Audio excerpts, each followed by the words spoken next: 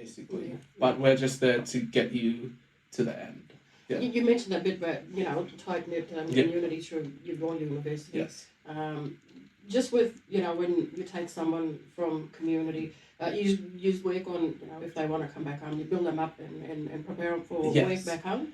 Yes, so the idea is to bring anyone from community out to study with us, make them feel at home while they're away, not as homesick, but we want them to always want to go back home and help their community. So that's like one of the our biggest goal is if they come and do a midwifery degree and they go back home and they use those skills there, that's a win for us. So you've had somebody, who's got connections back to community, who's been successful. Yeah, so one of our success stories was actually Sam Watson. She grew up in Mergen.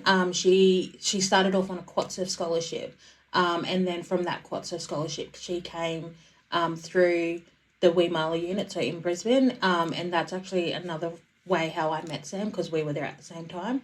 Then once she finished her degree, so she did a degree in nursing and paramedicine, and then so once she finished, she went to Cairns, and then she still felt like she was so far away from community, so she moved to Mackay, because that way she was sort of close to community, but she was still out on her own, and if anything ever happened, she could just jump in the car and go. So now she's based in Mackay Hospital, working full-time as a nurse. So you support them afterwards as well? Yeah. Yes. Oh, yeah. That's awesome to know, yeah. We also get them, like if they have completed their degree with us, they can always come back and tutor other students.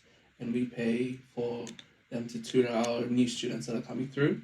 And we also have another success story from one of our one of your high school students out in Kingroy, who has completed year 12, and he is our uni step up program. He started in year 11, and he's also one of our scholarship recipients for the year. So he has his whole accommodation taken care of in Brisbane City, and that helps him come to uni every day. Yeah. You just mentioned 2 people there. I mean, Yeah. you've probably come across a lot of people, signing up with you.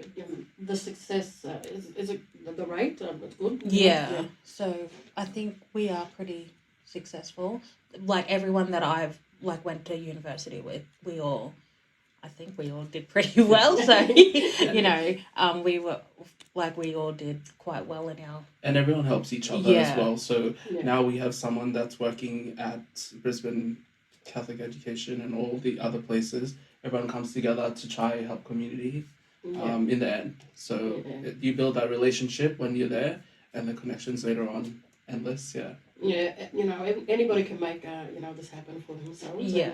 And, I hope that you reach out to certain people who are ready to take that step.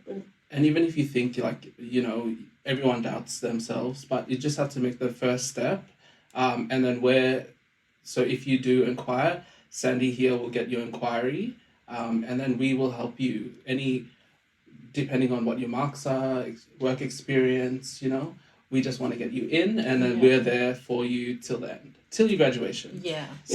Having the show, just can we acknowledge, there's going to be hiccups along the way, and there's going to be moments when, we think that we can't do it. Yeah. Just advice from you, I think for me, there was hiccups along the way. We had sorry business in my family along the way, and every blackfellow will do that. And each of the unit coordinators, they fully understand. So all of our unit coordinators are all from Aboriginal or Torres Strait Islander background, so they understand. All of our SSOs are all identified positions as well. So they all understand what it's like. They all, I can tell you now, if it wasn't for my student support officers and the coordinator at Brisbane, I wouldn't have made it through my degree.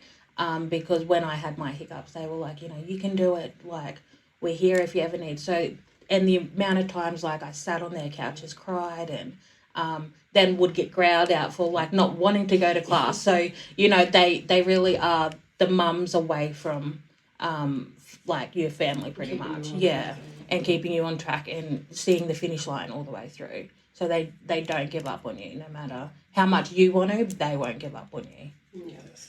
So H, because you're a young man, you know. Yes. Can you just, from a man's point of view? Yes. Well, a lot of the hiccups that I've seen lately is basically we know we love our families very much, and our families ask a lot from us, but sometimes, like when the students come in, they just they learn how to just take a break, and it's, we understand if you need to go help your family, just let us know. We work things out with the coordinators of the courses and all that. So there's always ways we can help you extend your times and all that stuff. That you just need to talk to us. That's the main thing. If you don't talk to us, then we won't know, but we're always there to help you.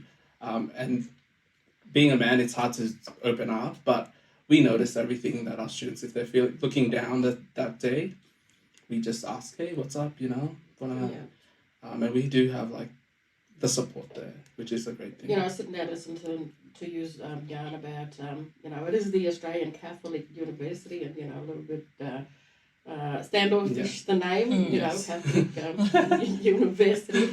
But, you've got an awesome team by the sound of it there to support, Indigenous young people, or anybody who would be, interested in jumping on board with you with, this is for any course that any course, and it doesn't matter where your course is located. The scholarship will cover. You don't have to be Catholic. Yes, you do not have to be Catholic to come. Yes. But definitely. If your course happens to be offered in Sydney, then that's okay. We will get you to Sydney. And put your accommodation in our places down there. Yeah. But you just have to make the first step. Make the first step and enrolling and coming. And even if you feel that it's not for you, at least you've given it a go. And there's always ways of pausing if you always want to come back.